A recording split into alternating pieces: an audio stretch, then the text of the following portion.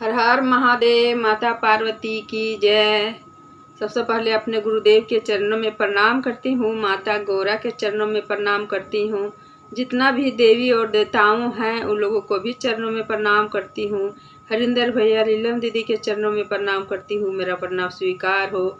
जितना भी YouTube family हैं जो मेरा वीडियो देखते हैं सुनते हैं उन लोगों को भी चरणों में प्रणाम करती हूँ। मेरा प्रणाम स्वीकार हो।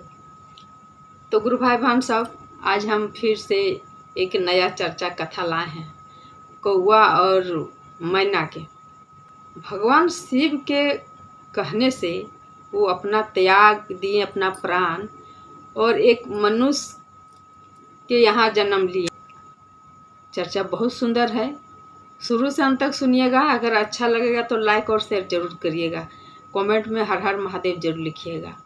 तो चलिए हम चर्चा कथा शुरू करने जा रहे हैं गुरु भाई बहन साहब, शुरू से अंत तक सुनिएगा। एक बहुत बड़ा घनघोर जंगल था। जंगल के यहाँ एक बहुत बड़ा विशाल पेड़ रहा करता था।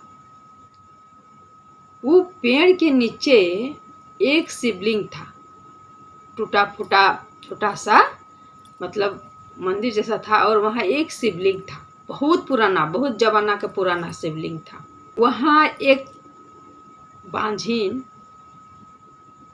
जो उसको हर कोई मजाक उड़ाता था। गांव घर में बच्चा नहीं के कारण से बहुत उसको मजाक उड़ाया जाता था। तो वो कहा कि वो घर से वो अपना इससे निकल गई कि हम दूसर को बात हम कितना सुनेंगे, तो हम घर में नहीं रहेंगे। ये बोल के वो जंगल की तरफ, वो जो बहन थी वो निकल गई, जिससे उसको बच्चा नहीं था। तो वहाँ देखती है, पेड़ के यहाँ गई तो देखती है कि पेड़ के यहाँ एक शिवलिंग है, बहुत पुराना जमाना के शिवलिंग है, जहाँ की कोई पूजा पाठ नहीं करते थे। वहाँ वो शिवलिंग था। वो गई तो देखती कि यहाँ शिवलिंग है। वो साफ सुथरा वहाँ की करके आरूप पूजा करने लगी उस शिवलिंग पर, और भगवान से प्रार्थना करने लगी कि गुरुदेव, सब हमको बांझन कह के पुकार रहा है प्रभु, अब हम क्या करें? हमको आप पुत्र दे दीजिए, और नहीं तो हम दुनिया में नहीं रहेंगे। इस तरह के वो बहन थी, जाके प्रार्थना कर रही थी शिवलिंग के पास जाके भगवान गुरुदेव से। तो देखिए गुरु बहना, जो श्रद्धा से, जो मन से जो पूजा करता है ना, उसको भगवान जरूर देते हैं। वो जो बहन थी वो बहुत श्रद्धा से भगवान को पूज रही थी और मांग रही थी। वही पेड़ के ऊपर एक कौवा और मैना रहता था। वो कौवा और मैना देख रहा था कि आती है, प्रतिदिन पूजा करती है और बहुत बैठ के रो रही है।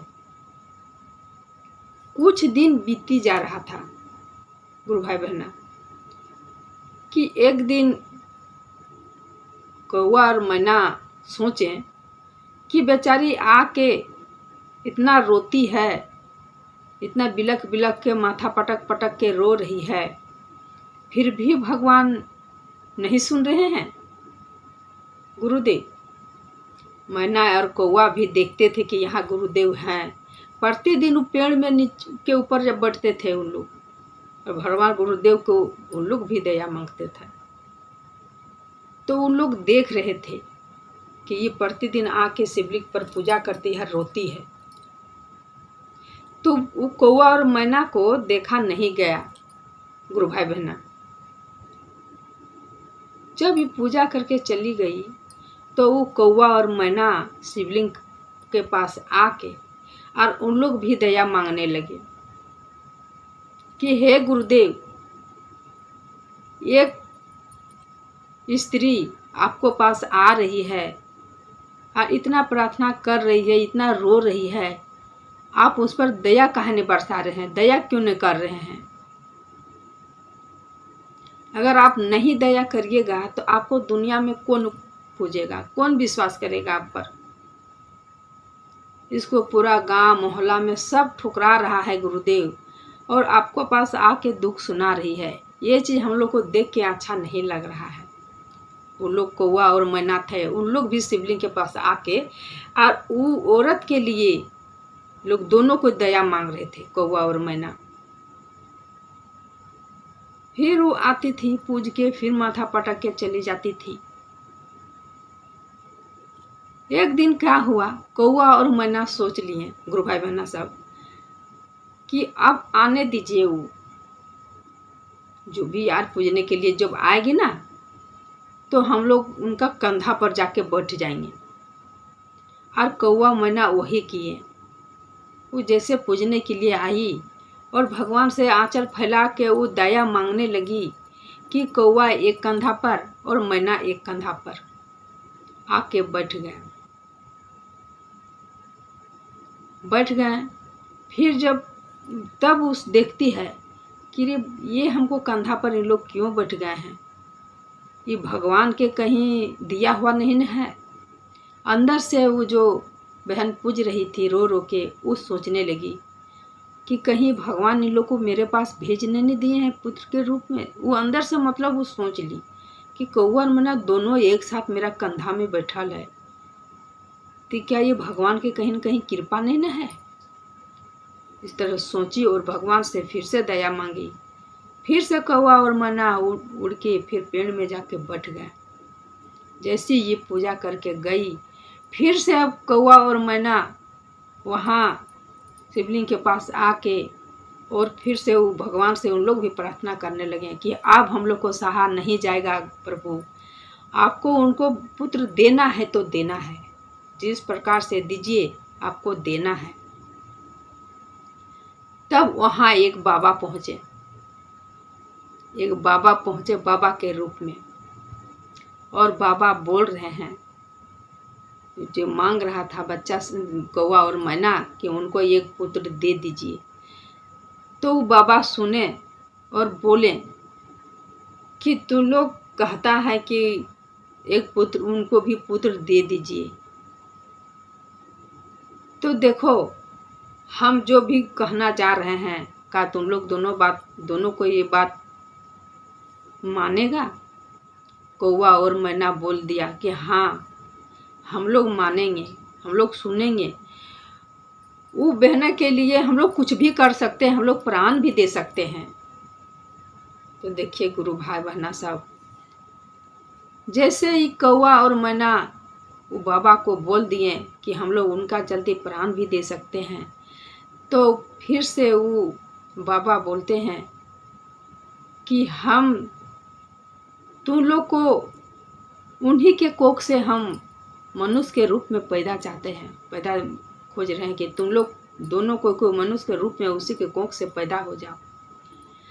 कौवा और मैना जैसे ये बात सुने बाबा के मुख से, कौवा और मैना तुरंत तैयार हो गए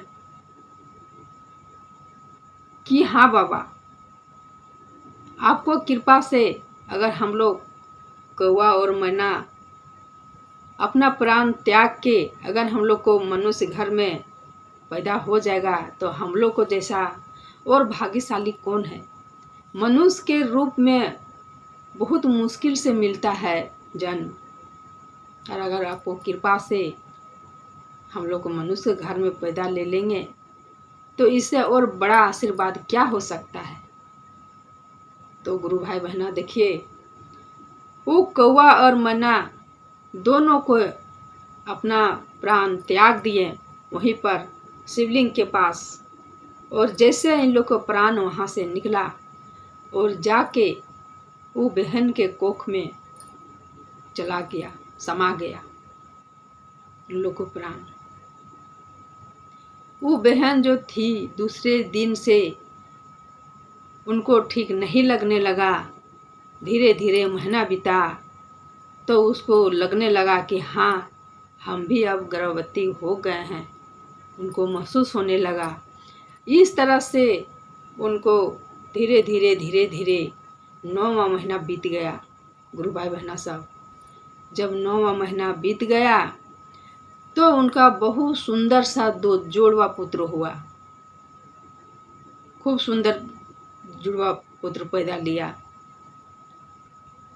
जैसे पैदा लिया जुड़वा पुत्र, खूब खुशी से उसको रहा नहीं जाने लगा। पूरा धूमधाम से नामकरण रखवाई, धूमधाम से खिलाई पिलाई। गांव में पूरा हाहाकार मच गया कि देखो, एक बांझन थी जो पुत्र के लिए वो गिड़गिड़ेले चल रही थी हर मंदिर में, हर भगवान के यहाँ। पर देखो, भगवान दिए तो छप्पर फाड़ के दिए, 2 को पुत्र दिए, जुड़वा पुत्र। पूरा गांव टोहला मोहल्ला खुशी से सब गदगद हो गया और वो बहन के सब इज्जत करने लगा। इस तरह से उसका घर चल रहा था कुछ दिन। वो भगवान के पास नहीं छोड़ी थी जाने। वो जो जंगल में शिवलिंग था, उस शिवलिंग के पास वो पहुँची रही थी। इस तरह से वो काकी बहुत दिन जा ही रही थी। उसका बच्चा कर 8-10 साल का होने लगा। उसका जो अपने घर के जो दयादीन थी उसको देखल नहीं जाने लगा। उसका मन में पाप चलने लगा। और क्या की, एक दिन जब वो पूजा करने के लिए गई तो अपने घर में उसकी जो बड़ी वाली थी गोतनी खीर बनाई, और खीर बना के और वो दोनों बच्चा को खीर में जहर डाल के और दे दी खाने। जब दोनों बच्चा खीर खा लिया तो मुंह से गाज निकले लगा गुरु भाई बहना साहब जहर से, और बच्चा कुछ ही देर में वहीं तड़प तड़प के दोनों बच्चा का प्राण निकलने वाला था, प्राण निकला नहीं था। वो जब आई मंदिर से पूजा करके, तब देखती है कि मेरा घर में इतना सारा आदमी का भीड़ लगा हुआ है। तब गुरु भाई बहना साहब उसको सोचिए कि माँ का कलेजा, जब इतना मुश्किल से 2 बेटा मिला, 2 बेटा के वो हाल में अगर देखेगी तो माँ को कैसा लगेगा। एक माँ समझ सकती है। तो उसको जब ठीक नहीं रहने लगा, बोली कि हम मंदिर से भगवान से पूजा करके आए हैं और आके हम देखते हैं मेरा बच्चा सब ऐसा हालत में है, मतलब मरने के त्याग में था। थोड़ा थोड़ा उन लोग को सांस चल रहा था दोनों बच्चा का। ये भगवान का कृपा से सब बोल रहा था। कोई कहता है डॉक्टर के पास ले जाओ, कोई कहता है वैद्य के पास ले जाओ, कोई कहता है वहाँ ले जाओ, कोई कहता है वहाँ ले जाओ। लेकिन ये जो थी ये बोली हम कहीं नहीं जाएंगे, हम भगवान के पास जाएंगे जो हमको दिए थे, हम जाएंगे उन्हीं के पास। और दोनों बच्चा को गोदी में उठाई और फिर से दौड़ते दौड़ते दौड़ते दौड़ते फिर जंगल के ओर चली गई जहाँ के वो शिवलिंग था पुराना। और जाके वह दोनों बच्चा को सुला दी और माथा पटक पटक के रोने लगी गुरु भाई बहना साहब, और भगवान से कहने लगी कि भगवान आप हमको 2 पुत्र दिए थे और फिर आप छीन लिए। अगर छीन लिए भगवान तो मेरा भी जान आप ही को यहाँ हम त्यागेंगे, अपना जान हम घर लौट के नहीं जाएंगे प्रभु। फिर मेरा वही दिन आ जाएगा, पूरा गांव मोहल्ला टोहला सब मजाक उड़ाएगा कि बच्चा जन्मा के फिर खाइयो गई, रहने भी नहीं दी। जब इस तरह का ये बोली भगवान से कि हम अपना जान भी त्याग देंगे भगवान अगर मेरा बच्चा को नहीं लौटाइएगा तो भगवान को मानना पड़ा। देखिए गुरु भाई बहना साहब, जो भगवान को दिल से मानता है, भाव से मानता है ना, तो भगवान भी मजबूर हो जाते हैं अपना भक्त से और सुनना पड़ता है उनको भक्त के बात। तो भगवान गुरुदेव भी लगा कि हाँ हम इनको दिए हैं तो ऐसा तो होने नहीं देंगे। खैर उसमें भगवान के कोई दोष नहीं था, पर कर्म का फल कौन टाल सकता है। बच्चा का शायद तो कर्म में लिखा हुआ था कि कोई तुम लोग को एक जन्म में पैदा लेगा, मनुष्य के घर में या तुम लोग को जहर दिया जाएगा। शायद तो बच्चा के किस्मत में भी लिखा हुआ होगा, पर गुरुदेव ने वो भी टाल दिए। उसकी माँ जब माथा पटकने लगी तो बच्चा सबको धीरे धीरे धीरे धीरे होश आने लगा, धीरे धीरे होश आने लगा। तब उसकी भगवान वहाँ साक्षात रूप में आए और बोले तेरा बच्चा को कुछ नहीं होगा, जाओ तेरा बच्चा ठीक है। तुम अपने घर में खुशी से रहो। और भगवान जो शिव थे बाबा के रूप में आए थे वहाँ, और वो जो कौआ और मैना जो अपना प्राण वहाँ त्यागे थे, वो कौआ और मैना के जो शरीर था वो वहीं रखा हुआ था। अच्छे से संभाल के रखे थे बाबा। बाबा लाके और वो कौआ और मैना का शरीर दिखा दिए और बोले देखो यही दोनों है जो तेरा कोख से पैदा लिया है। पहले कौआ और मैना था और वही कौआ मैना तेरा बेटा अपना प्राण त्याग के और तेरा बेटा बन के आया है। बहुत दया मांगा ये कौआ मैना पर आज भगवान गुरुदेव उस दया को क्यों नहीं विश्व करेंगे। भगवान गुरुदेव क्यों बच्चा को दुनिया से जाने देंगे। भगवान के दिया हुआ है। इस तरह से वो भगवान बोलने लगे बाबा वहाँ पर ही। तब ही गिर के पैर में और क्षमा चना मांगने लगी। बोली बाबा जो भी हम आने जाने से अगर बोल दिए होंगे तो हमको क्षमा कर दीजिएगा, माफ़ी मांगते हैं, हमको माफ़ कर दीजिएगा। बच्चा के लेके गई अपना घर। वहाँ से दोनों बच्चा को और कहती है वहाँ पूछती है कि बच्चा कैसे क्या हुआ था, तुम लोग क्या खाया था, काहे तुम लोग बेहोश हो गया था, अब तुम लोग को कौन खाने के लिए दिया था। तब बच्चा कहता है कि माँ बड़ी जो माँ है हम लोग को खीर बना के दी थी खाने के लिए और वही खीर में हम लोग को ऐसा हो गया था। तो देखिए गुरु भाई बहना सब, किसी को बिगाड़ने से कुछ नहीं बिगड़ता है। ऊपर वाला सही रहेगा तो कुछ नहीं होगा। कहता है मारे राम तो राखे के, राखे राम तो मारे के। कोई अगर भगवान सही है ना तो कोई किसी को बिगाड़ नहीं सकता है। भगवान के दिया हुआ प्रसादी था दोनों, काहे भगवान जाने देंगे। कितना भाव से पूजी थी, कितना भाव से मांगी थी, पर आदमी नहीं सोचते हैं। दूसर को दुख देखना बहुत पसंद करता है, पर ऐसा नहीं होना चाहिए। माँ माँ होती है, सबका दिल सबका टुकड़ा सबका एक ही होता है। जैसे उसका बच्चा का इतना मोह ममता रहता है, जैसे इतना जिसका भी बच्चा का उतना ही मोह ममता करना चाहिए। बच्चा सबके लिए बच्चा होता है, बच्चा भगवान के रूप होता है, इसीलिए कभी वैसा नहीं करना चाहिए, ना ही वैसा सोचना चाहिए। तो चलिए आज का कहानी मेरा यहीं रहता है। उम्मीद करती हूँ कि सुन के आप लोग को अच्छा लगा होगा। अगर अच्छा लगा होगा लाइक और शेयर ज़रूर करिएगा। तो सब मिल के बोलिए हर हर महादेव, माता पार्वती की जय।